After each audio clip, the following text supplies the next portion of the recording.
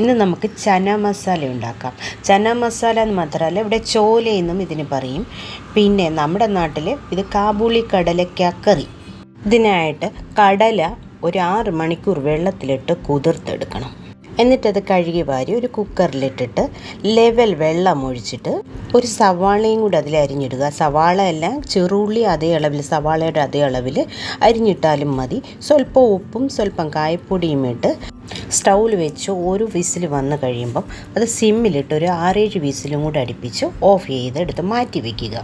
നമുക്ക് stove on ചെയ്ത് കടായി വെച്ച് എണ്ണ ഒഴിച്ച് കടുക് വറുത്ത് വെളുത്തുള്ളി ഇതാണ്ട് മൂപ്പിച്ചു. അതിനുശേഷം നമ്മൾ സവാളയൊക്കെ എടുത്ത് പറഞ്ഞിരുന്നതെല്ലാം ഞാൻ സ്ലൈസ് ചെയ്ത് നേരത്തെ വെച്ചിരുന്നു. വെച്ചിരുന്നതിട്ട് അതിൻ്റെ കൂടെ കരിയാപ്പിലയും ചേർത്തിട്ട് ഇളക്കുകയാണ്. ഈ പറയുന്ന സാധനം എല്ലാം അരിഞ്ഞ് നമ്മൾ നേരത്തെ വെച്ചു.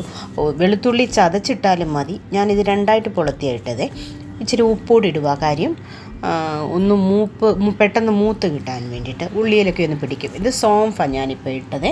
സോംഫെന്ന് പറഞ്ഞാൽ പെരിഞ്ചീരകം. ഇനി ഇത് നമുക്ക് നന്നായിട്ട് ഇളക്കി കൊടുക്കാം. ഒരു ബ്രൗൺ കളർ ആകുന്നത് വരെ വെയിറ്റ് ചെയ്യണം. നന്നായിട്ട് ഇടയ്ക്കിടയ്ക്ക് ഇളക്കി കൊടുത്തുകൊണ്ടേയിരിക്കണം.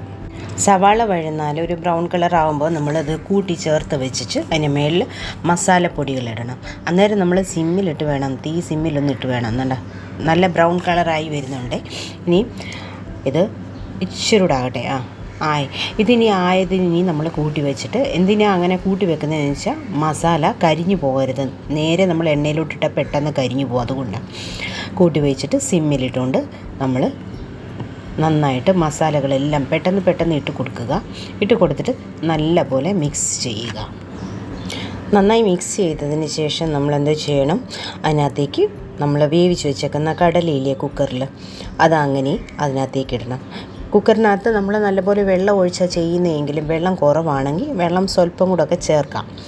ഈ മസാല ഇനി നമുക്ക് നല്ലപോലെ നിരത്തിയിട്ടിട്ട് അതിലോട്ട് കുക്കറിലിട്ട് നന്നായിട്ട് നമുക്കിനി മിക്സ് ചെയ്യാം. വെള്ളം കുറവാണേ, ഇതിനകത്ത് ഇച്ചിരി വെള്ളം എനിക്ക് ചേർക്കണം. എനിക്ക് കടലയുടെ ലെവൽ വെള്ളം വേണം. വെള്ളം കുറച്ചുകൂടെയൊക്കെ വേണമെങ്കിൽ ചേർക്കാൻ, ചാറ് ആവശ്യമുള്ളവർക്ക്. എനിക്ക് ഈ ലെവലിൽ വെള്ളം ഇച്ചിരി കൂടെ ഒഴിക്കണം. മതി. ഇത് ഞാൻ നന്നായിട്ട് ഇനി ഇളക്കി യോജിപ്പിക്കുമ്പോൾ നോക്കിയോ, കറക്റ്റ് ലെവലിലുണ്ടല്ലോ വെള്ളം. ഇനി ഇത് നമുക്ക് അടച്ച് വെച്ചിട്ട് ഫുൾ തീയിലിട്ട് ഒരു 5 മിനിറ്റ് കൂടെ വേവിക്കാം. ഒരു 5 മിനിറ്റ് കഴിഞ്ഞ് നമുക്ക് തുറന്ന് നോക്കാം. കണ്ടോ, ഇനി ഇതിനകത്തേക്ക് നമ്മൾ സ്വല്പം കായപ്പൊടി ഇടുന്നു, സ്വല്പം ഗരം മസാല ഇടുന്നു. രണ്ടും ഓരോന്നുള്ളൂ മതി, കായപ്പൊടിയും ഗരം മസാലയും. അത് കഴിഞ്ഞ് ഒരു 1/2 സ്പൂൺ വെളിച്ചെണ്ണയും തൂകിയേച്ച് മേൽവശം മാത്രം ഒന്ന് ഇളക്കി കൊടുത്തേച്ച് നമുക്കിത് അടച്ചൊരു 2 മിനിറ്റ് വയ്ക്കാം.